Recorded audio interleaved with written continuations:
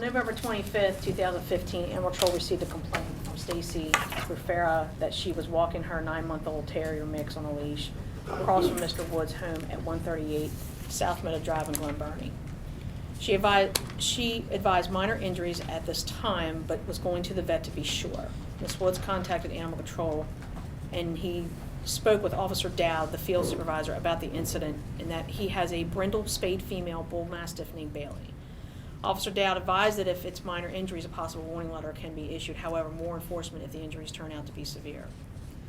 On December 1st of 2015, the complainant, Stacy Spufera, came into the shelter with photos and vet records of her dog Shaka, the victim in this case, and the records and the photos from the vet showed that Shaka had a severe wound to her ear that was sutured to repair the laceration. Ms. Spufera, and I do apologize, it's Spufera? Mm-hmm. Okay. While at the shelter, wrote her statement down of the events to the animal incident. She explained that she was walking her dog on the leash on South Meadow Drive, and a marble-colored mastiff ran out unfenced yard, crossing the street towards her and her dog. She explained that the owner called the dog Bailey, but the dog continued to cross the street towards them. She also explained that another dog, light brown lab retriever, came towards them as well. The mastiff approached her dog and bit her on her ear. The owner then pulled his dog off and advised the owner that her dog was bleeding. He took his dogs across the street and put them back into the home. She contacted 911 and then Animal Control. She then took her dog to the vet where she received several sutures in her ear. I contacted the owner on December 1st as well and spoke to Mr. Wood about the incident and advised him that we received more information about the complainant's dog, that the injury was severe and the dog receiving sutures to close her wounds. I explained that his dog Bailey would have to come in under public safety investigation and that an order of conditions would be placed. Mr. Wood sent a statement via email of the incident that he witnessed with his dog Bailey. Mr. Wood advised that on Wednesday, November 25th of 2015, at approximately 2 p.m., his dog Bailey was in the backyard of 138 South Meadow Drive when she noticed that there was a dog on a sidewalk with its owner. The dog appeared to be younger. Pit mix Bailey noticed the dog. She paused and now in the front yard, to which he commanded his dog to go home, which is her command to go to the house. At this time, the other dog owner yelled, "Oh, it looks like Bailey wants to make a new friend." Bailey, hearing her name, crossed to the dog and its owner with her hackles raised. The other dog appeared to be threatened and attempt to bite Bailey, in which Bailey, in response, bit the other dog, causing what appeared to be superficial injuries. He then advised that he grabbed Bailey's collar and removed her. On December 2nd, 2015, Mr. Wood brought his dog into the shelter on a public safety. Potentially a dangerous order was issued to Mr. Wood on December 3rd, and Mr. Wood appealed the order.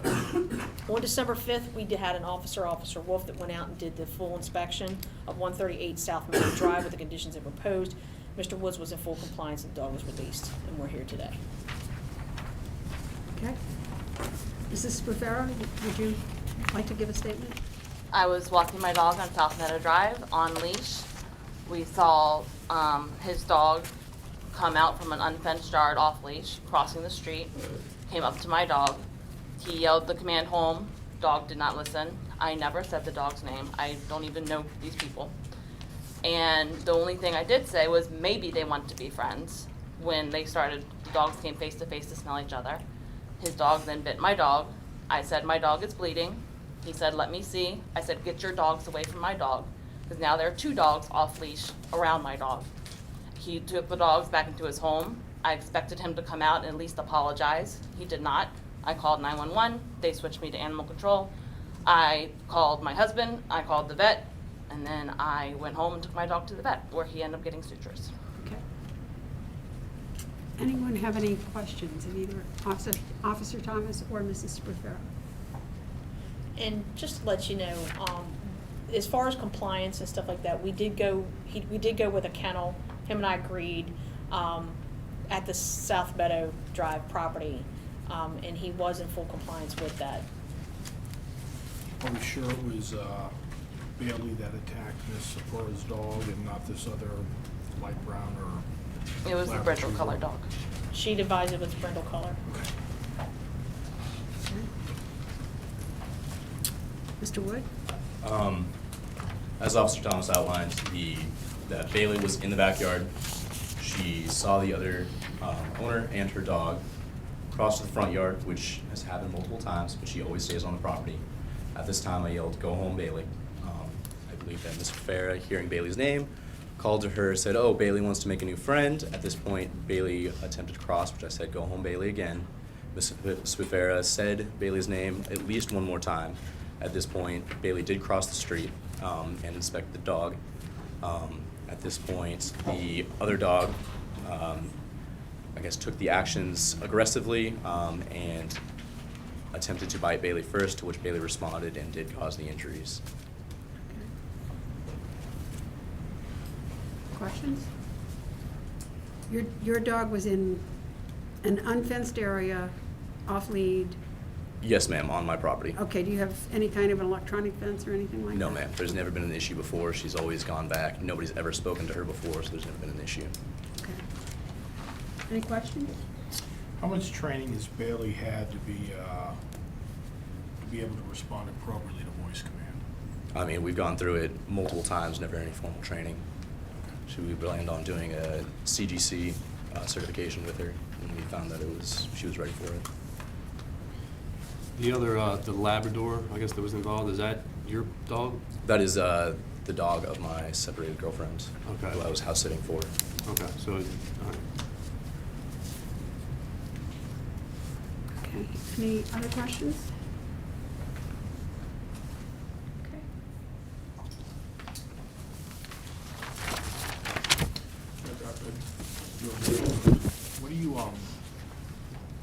What are you appealing on the dangerous order? What's the nature of your appeal? That the issue only was caused due to the fact that Ms.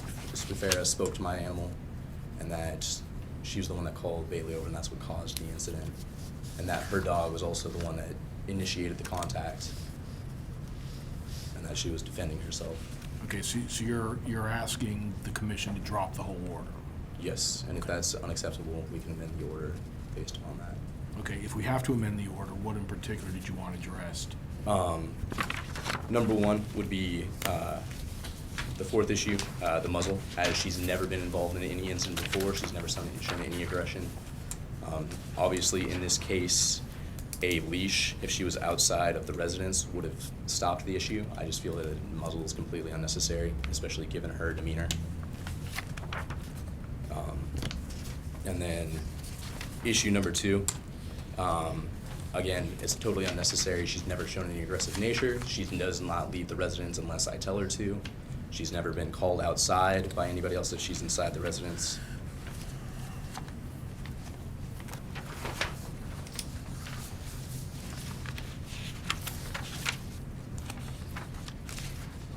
So it's just the muzzle, if I understand you correctly, it's just the muzzle and being confined in a keyed lock room. Yes, sir.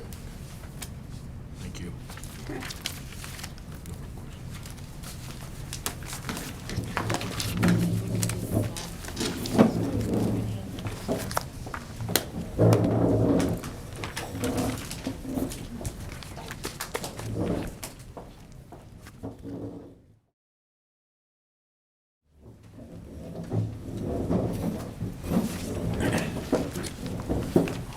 Okay, Mr. Wood, the commission has reached a unanimous decision, and we're going to uphold the order as it stands. We're not going to change anything. Yeah, and if you have any questions or you want to appeal, Board of Appeals. Goes- the Board of Appeals. Board of Appeals. Yeah, you'll be getting a letter in the next 24, 48 hours with instructions on how to appeal. And for the muzzle, Right. for the muzzle, if you're having issues with the muzzle fitting the dog or staying on the dog, I know animal control will help you fit it and size it so that it works properly and stays on. It's not the issue, but okay. Okay. Thank you, sir.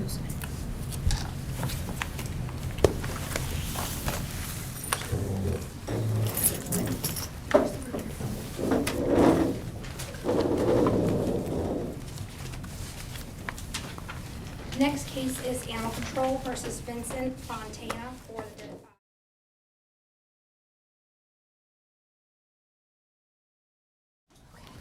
This is for the dangerous order for Loco. Loco is a red and white male pit bull who is still here at Animal Control. On November 15, 2015, Anne Arundel County Police Department received a report that Lillian Callison, age 11, was bitten by Loco, a male red and white pit bull owned by Vincent Fontana and Amber Martin at 201 Poplar Avenue in Glen Burnie. Anne Arundel County Animal Control received this report the following day on the 16th.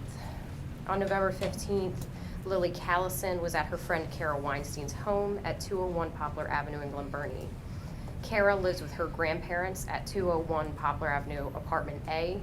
This home is split into 2 apartments. Kara's uncle, Vincent Fontana, and his fiancee, Amber Martin, live in the other apartment at 201 Poplar Avenue, Apartment B. Kara and Lily were outside in the front yard of 201 Poplar Avenue playing. Vincent Fontana had brought Loco outside and tied him up to his rope on the front porch to go to the bathroom, and then he went back into the house. Kara wanted her cell phone and it was making noise. The phone was sitting on the front steps of the porch where Loco was tied out. Lily went over to the porch steps and picked up the phone for Kara. At that time, Loco came running towards her. She raised her arm in the air with the phone and began to run back to Kara. Loco ran after her, jumped up on her, and bit her left arm. Lily fell down, kicked the dog to get him off of her, and scooted away. Mr. Fontana heard her scream and came outside, grabbed Loco, and put him back in the house. His fiancee, Amber, lifted up Lily's sleeve and saw the bite mark. Kara's grandparents, Mark and Jeanette Fontana, came outside and called 911.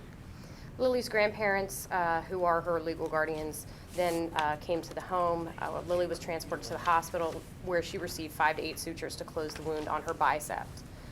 On November 17th, I contacted Mr. Fontana and advised him that due to the severity of the incident, Loco would need to be brought into animal control. On November 18th, Ms. Amber Martin brought Loco in voluntarily. I received a statement from Lily and a picture of her arm via her grandmother, Tammy Conway. I also received a statement from Kara via her grandmother, Jeanette Fontana. I received a statement from Amber Martin regarding Loco and the incident. In her statement, Ms. Martin advised me that kids are not generally allowed to play with Loco because he is too big and rough. Only Kara and Lily were present at the time of the incident and actually witnessed what happened. After the investigation at Anne Arundel County Animal Control, it was determined that a dangerous order would be placed on Loco in order to effectively protect public safety. Okay, does anyone have any questions of the, are there any priors on this dog? No, we have no priors on the dog. Okay. Do you all have any questions? Or are you ready to make a statement? I have a letter from my father. You know, he is the grandfather of my niece. Now, they were upstairs playing prior to that the night before for about 5 hours. Now, he plays too rough, and I'll admit that is my fault. You know, I let him pull on my sleeve and stuff like that. Now he is trained, so if I say ow, or if I say drop it or anything, he backs up immediately. He did not, I believe he did not mean it, because as soon as I heard the scream, I came outside, he was already halfway up the steps. And if you want to say something. Yeah, that story we had actually never heard. We heard that they were playing around with him, that they were running back and forth with him, and the speakerphone went off on her phone, and he went to grab that. She raised her arm. That's where he bit her right there. It was basically an accident. And that's your position? And what part of this order would you like to have changed, or? Okay, we're fine with the neutering and the microchip. I mean, we're really fine with everything. We're trying to do everything that we can, but it's just the money-wise. So The insurance is going to be the hardest. We've called a lot of insurance places, and they said it's $200 a month. going to be damn near impossible to get a $300,000 policy, Okay. let alone on a pit bull. I mean, we found, we talked to State Farm. They said they would cover the pit bulls, but they don't do $300,000 policy. And also the licensing, if there's any way possible to lower it, or $250. Yeah, he's not a dangerous dog. I personally know this dog, and I think under different circumstances this wouldn't have happened. I don't want to throw her under the bus, but this is really a lack of the dog being properly watched. I don't think she was quite aware of, they've had him since he was a puppy. He is a friendly dog. I know we all see these horrible cases about these pit bulls, and as an owner of one, we definitely should be a little more aware of the things that can happen and can't happen. I've explained to Amaryl that this dog needs to be watched 24/7. He should never be allowed to play with children. Yeah, he's not. By himself ever again. I am trying to help them raise the funds to get this, Okay, just in case it doesn't What come is out your in their relationship to them? favor. She's my cousin. Okay. It really comes down to like a situational thing where the dog, I don't want to say he's violent or vicious or destructive, but with any dog, shouldn't be left outside with children alone, even though he was on a tether. I know that kids were told not to be near him, which kids are kids, they're gonna do what they wanna do if they're not being watched, and pretty much that's what happened. He didn't aggressively go after her, he didn't maul her, he didn't try to attack her, he was playing with her, and unfortunately he is a very large dog with very powerful jaws, and I think this might have been avoided if The paramedic stated it wasn't a vicious attack at Yeah, he all. let go right away. They say, you know, the minute he hit, he let go immediately and turned How around. much training has the dog had? Just from personal, I haven't, you know, took him to a training facility. Would you consider getting a private trainer? Yes, definitely. Okay. Anyone have any other questions or? He has a statement here. It's not notarized, but it's from, I'm assuming it's your father? Yes, It's from his father. they were in regarding the his dog, care. But it's not notarized. It's up to you until you. It's, I mean, Make the do you rules. guys want to see it? Do you guys feel it'll be? Has Officer Paul seen it? She just looked at it. Yeah. I have a question. The dog on the front porch tied up, that's normal, that's typical for the dog? Yes. That's who you let him go to do his business and things Yeah, like that? exactly. They had the fenced-in backyard, and I had the front, so he has a rope tied from the porch so that he can go in the front yard. And they were out back playing, and I've told my niece many times I don't want her playing with the dog because he plays too rough. You know, I've always played rough with him when he was a puppy, and that's why I would like to get him into, you know, a training facility to have proper. What training facility do you have in mind? that's something And- I'll probably have to help them with, finding a trainer. Yeah, They also have purchased the 10x10 cage, the outdoor kennel. Okay. So there is that, so that now the dog doesn't have to be left out on the lead. He can always be taken into the kennel and be put in the kennel. Even if the commission was to decide to lower the order, or even keep the order as it is, the commission has no jurisdiction to change what the county charges for the licensing fees. So Right. whatever it is, that's beyond our jurisdiction. We can't make any comment on that. And then I guess, so they're in compliance at this point? No, they're not in compliance. Okay. I haven't received anything from the owners of the home. They don't have the insurance policy. Okay. The dog is still here. I'd also like to note that, Mark, the statement that you gave, that's not Mark and Jeanette who live. Yes. Is that Mark? Okay, Yes. so, I haven't spoken to Mark Fontana. I did speak to Jeanette Fontana, his wife. And she had advised me that anytime the dog is tied out to the front, she will only go out the back door because she's afraid of it. I have a question. Yeah.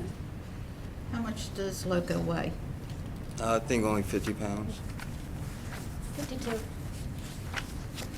And he's not put in the fenced-in backyard, but he's, Because they have a No, dog back yeah, there. there's another dog right back there. But he is harnessed and on his own leash at all times when he goes outside. okay. We now have the kennel so that when he comes home, you know, obviously the rope is eliminated. How far is he allowed to roam with that rope on him? I think it's I believe it's like 15 feet maybe.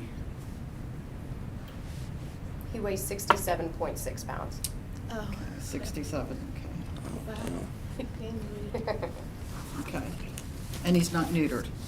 No. But we will be getting him neutered, obviously. Okay, you're financially strapped, correct? Yes, and we have a Okay. baby on. And you're gonna have a baby, okay, all right. Thank you. Congratulations on the baby. Thank you. Thank you. So what is his exercise like? Um, This is a big dog. Yeah, Lots of he energy. exercises him a lot. That's what we mean by training.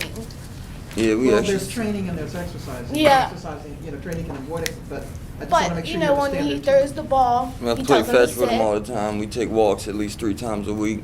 And our training exercises, I make him sit and stay and make sure he listens on my command. If I throw the ball, he won't move until I say go.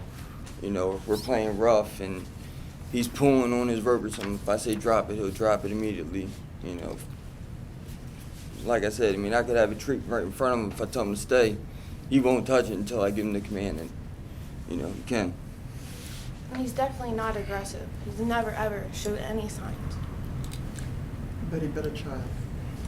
Yeah, I Yeah. understand that by accident. And we've had him for about 4 years now. I've had him since he was a puppy. You've had him 4 years? Mm-hmm. Great. Great. Going on 4. Well, said he's 3 years old. Is that wrong? No, he's 3. He just turned 3. I thought it was 4. Is there any signs of dog aggression? No, not at all. Do you ever, how about dog parts? That kind of running off that energy? No? And now we don't really do dog parks. We have another miniature pin, and he's very good with her. Yeah, he's actually If scared anything, of her. yeah, he's scared of her. So you said you contacted a couple different insurance agencies, Yes, and you got it. they will offer insurance, but not up to 300,000. What's the dollar amount they'll offer up to? Half of them won't offer it because he's a pit bull. Understand. But the 2 that we found that would, it was like $200 a month. No, And that's for a the year. 300,000. Oh, yearly? Yeah, like 3,000. No. I mean, the dollar amount they're going to afford. You have to have a minimum $300,000 policy. Saying if they're not going to do that, what will they do? Oh, I think 100,000 was one of them, and the other one I'm not sure about. And those amounts are affordable to you at this point? Not Not really affordable, at but all. if that's our last choice, then, you know, if I But- have to, we'll figure out something. Okay. Figure out a second job or side.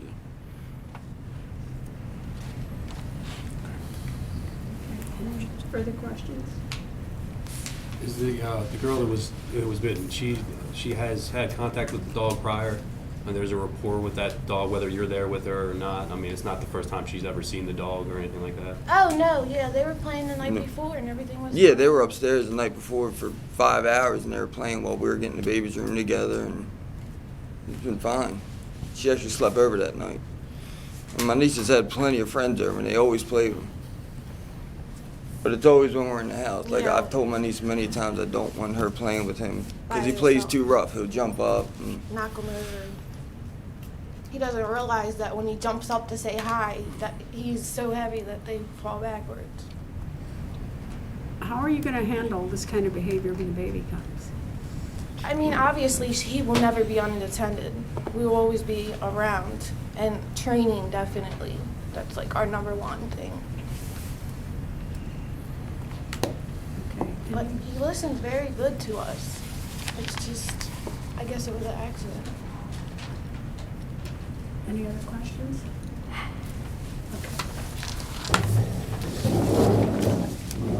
shit, this even pissed me off.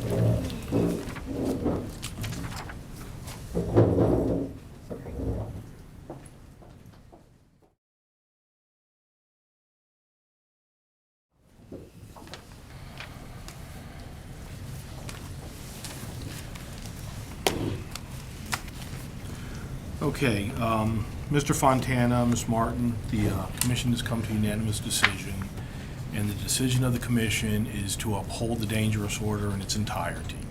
Okay? If you're unhappy with our decision, you can appeal it to the Board of Appeals, and that's our recommendation to the Chief of Police today. What does that mean? I'll leave it? Everything Throws on. Do you guys have some questions?